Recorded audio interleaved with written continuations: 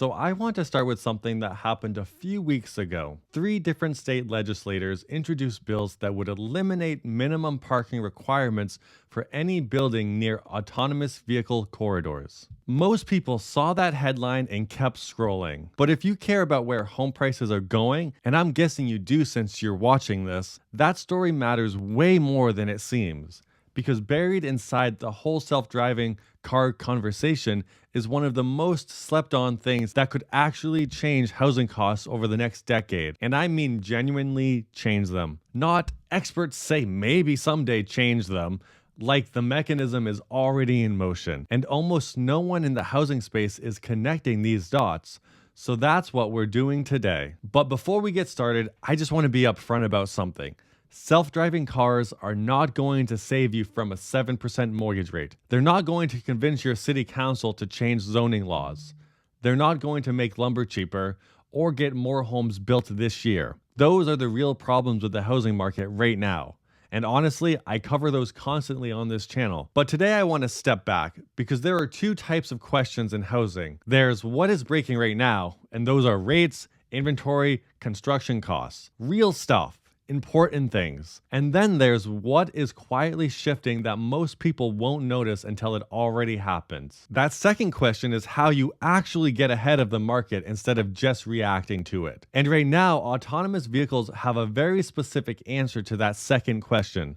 So let's dive into that. Here's something kind of wild to think about. Every single person who has ever looked for a place to live has run this calculation in the back of their head, usually without even realizing it. And that is, how much house can I get for how much commute? That's it.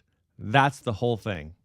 Like, yeah, you think about the neighborhood, the schools, the kitchen, whether the living room gets good light, but underneath all of it, the real question is always, how far is this from my job, and can I actually live with this commute? Right now, the average one-way commute in the US is about 27 minutes, and nearly 1 in 10 workers is doing over an hour each way. That's 2 hours of their day, every day, just gone. And that gets exhausting, like physically, genuinely exhausting in a way that accumulates. So what do people do? They pay extra to live closer to job centers. They pay the city premium. They pay extra to live closer to their work so they don't have to pay with their time every single day. And that premium is a huge part of why urban housing is so expensive. It's not just the amenities. It's not just the restaurants and the walkability. It's that people will pay a lot more money to not have a brutal commute. Now, here's the question.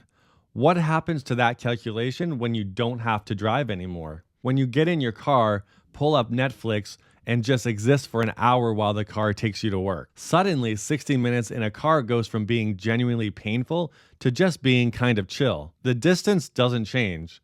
The time doesn't change.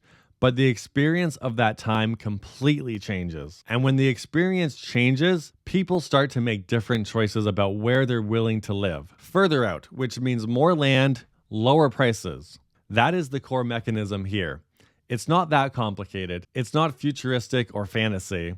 It's just people responding to their actual experience. Now, some of you are already thinking, okay, but self-driving cars aren't even here yet. Like, we've been hearing that this is like 5 years away for the last 20 years now.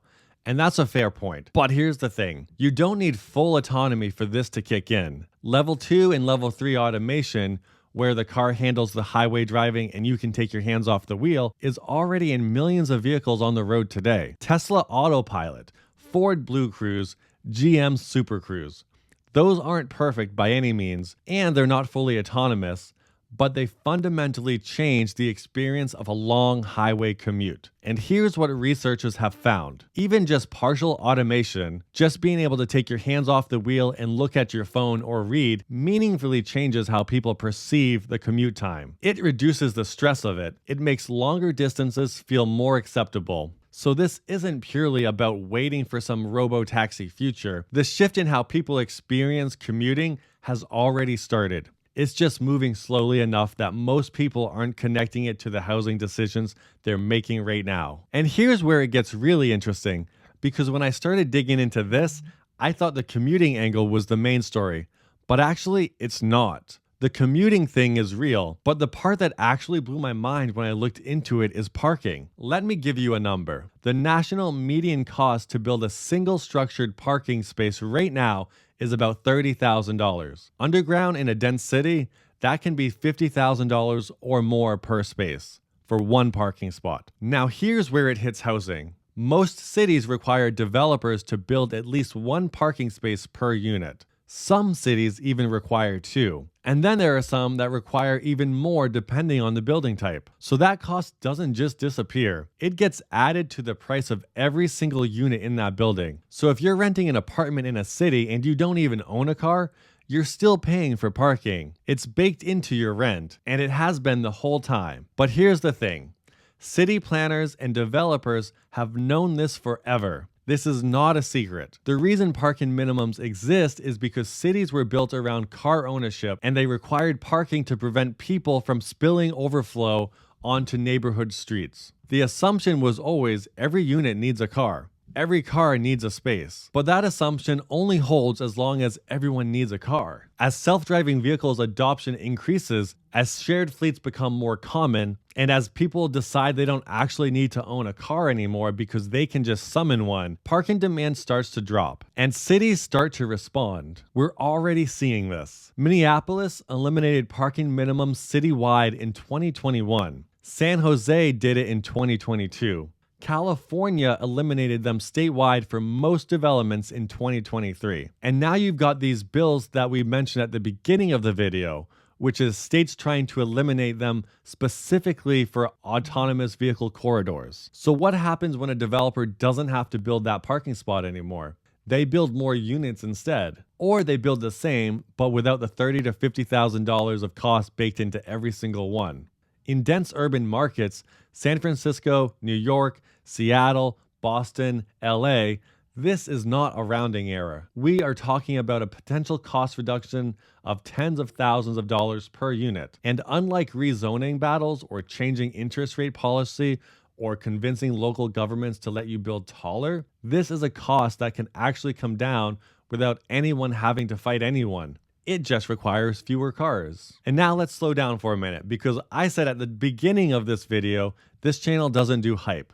And there is a real counterforce here that I'd be doing you a disservice to ignore. When commuting gets easier, people drive more. Not fewer people driving, but more driving. That is just basic economics. When something gets easier or cheaper, demand for it usually goes up.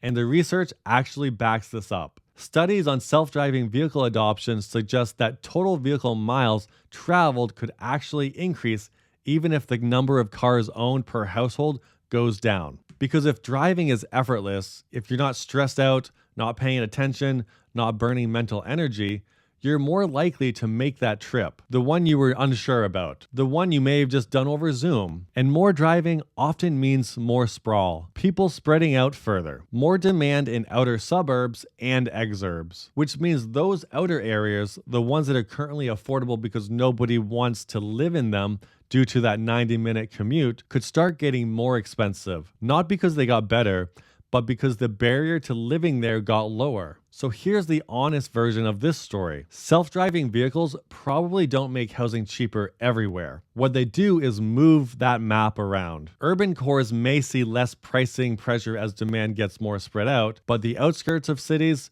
the areas 45 to 90 minutes from the job centers, could actually see real demand increases as they become genuinely livable for working people. Affordability doesn't disappear.